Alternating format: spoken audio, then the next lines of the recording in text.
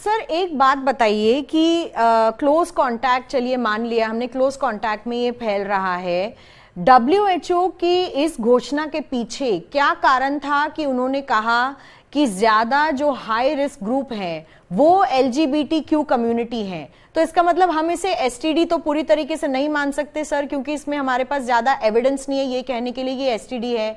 तो क्या हम इसे कंटेजियस इन्फेक्शन कहें, स्किन इन्फेक्शन कहें, infectious diseases spreading through touch कहें, हम इसे कैसे समझे सर?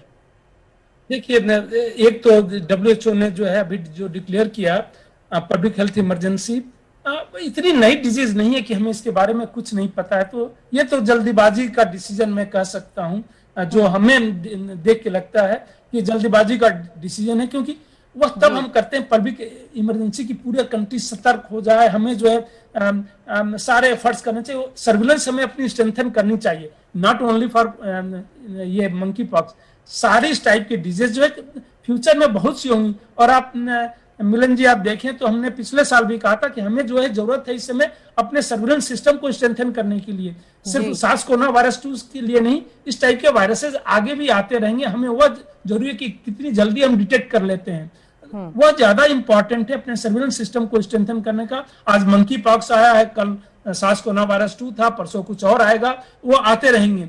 हो सकता है फ्यूचर में यूएस हमेशा कहता रहता है कि आगे की लड़ाइयां जो है बायोटेररिज्म से होगा, और उसका कई भी पर्पज हो सकता है बायोटेररिज्म का, वह हो सकता है।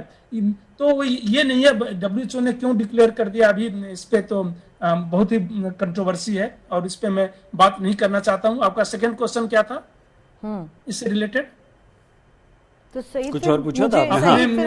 हम सर ये समझना चाह रहे थे आपसे डॉक्टर रे, अब क्योंकि मंकी पॉक्स के 5 केसेस हो गए, मतलब टोटल 5 केसेस हमारे देश में आ गए। एक की ट्रैवल हिस्ट्री है, दिल्ली वाले की ट्रैवल हिस्ट्री नहीं है। तो ऐसे में अब हमें ये कहा जा रहा है कि ये कोरोना जैसा है, जैसे कोरोना फैला वैसे ही फैलेगा। अब आप सर ये कह रहे हैं कि ड्रॉपलेट से नहीं है, इसका मतलब स्नीजिंग, अगर कोई छींकता है, खांसता है, तो क्या वो खतरनाक है, उससे भी हो सकता है? या अब हमें बचाव कैसे करें सर? हम सिर्फ 5 केसेस मानकर जी प्लीज जी हाँ, कि ड्रॉपलेट से नहीं है। मैंने कहा कि ड्रॉपलेट से भी होने की संभावना है, क्योंकि ड्रॉपलेट से भी फैलता है, लेकिन सर उसके लिए एक्सपोजर का टाइम ज्यादा चाहिए। ये नहीं कि बहुत ही शॉर्ट टाइम में ड्रॉपलेट, जैसे कि आप 6 फीट के अंदर हैं और तुरंत एक्सपोजर हुआ और होने का चांसेस, उसमें प्रोबेबिलिटी बहुत ही कम रहती है। बहुत समय तक अच्छा खासा डोज चाहिए ड्रॉपलेट से, तब ये फैलता है, जो पिछले 50 साल का एविडेंस है, उस बेसिस पे कहा जा सकता है। तो ड्रॉपलेट से होता है, बट संभावना उसकी उतनी नहीं रहती है, प्रोबेबिलिटी कम रहती है अगर शॉर्ट टाइम का एक्सपोजर है ड्रॉपलेट में। तो इसलिए जो है अभी 5 केसेस हो गए, ठीक है, केसेस बढ़े हैं, अचानक बढ़े हैं। देखिए तो 16-17 हजार केसेस होना जो है पूरी दुनिया में काफी हो गया। 2 महीने में इतने केसेस हो गए, इतने कभी रिपोर्ट नहीं हुए थे। तो रिपोर्ट होने का कारण एक ये भी हो सकता है कि सर्विलेंस सिस्टम हर जगह स्ट्रेंथन हुआ है, हम टेस्ट कर रहे हैं, लोगों का फीवर होते ही जो है सर्विलेंस सिस्टम में हमारे आ जा रहा है। तो एक रीजन ये भी हो सकता है कि डिटेक्शन बढ़ गया हो, बट ये एक संभावना है। लेकिन इतनी ज्यादा केसेस अगर डिटेक्ट हो रहे हैं तो बढ़ रहा है, तो हमें मैंने वही कहा कि हमें सतर्क रहने की जरूरत है, मॉनिटर करना चाहिए।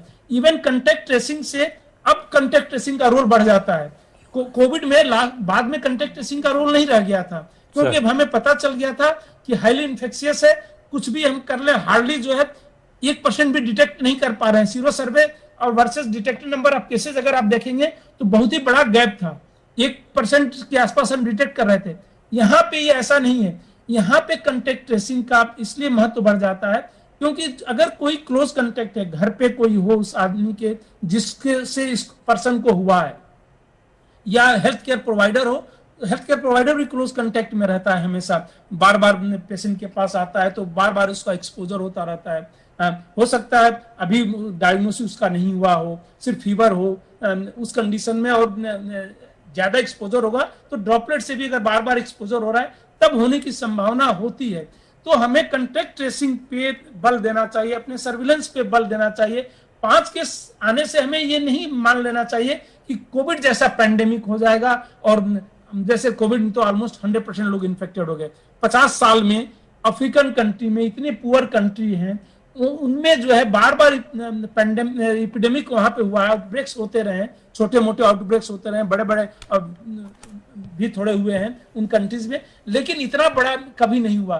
तो उसमें इतनी पोटेंशियल नहीं है कि बहुत बड़ा पैंडेमिक या एपिडेमिक किसी कंट्री में जाके जो है सारे पॉपुलेशन को बहुत ही शॉर्ट टाइम में इन्फेक्ट कर दे, ऐसा नहीं है, धीरे धीरे जाएगा। इसलिए जो है इसको कंट्रोल करना भी उसके कंपैरिजन में इजी होता है। जहां तक वैक्सीन की बात है तो वैक्सीन 3-4 साल पहले बनी थी, इसके लिए भी 4 साल पहले बनी है, FDA ऑलरेडी उसको अप्रूव किया हुआ है उस वैक्सीन को, लेकिन उसकी जो इफिकेसी जो है वैक्सीन की नहीं पता है, क्योंकि इफेक्टिवनेस ट्रायल जो है, इफिकेसी ट्रायल नहीं हुआ है उसका जो भी है हमारे पास डेटा है वह है इम्यूनोजेनिसिटी है, मतलब एंटीबॉडीज लेवल बढ़ाता है, वह कितना प्रोटेक्शन देता है इसका डेटा जो है नहीं अवेलेबल है।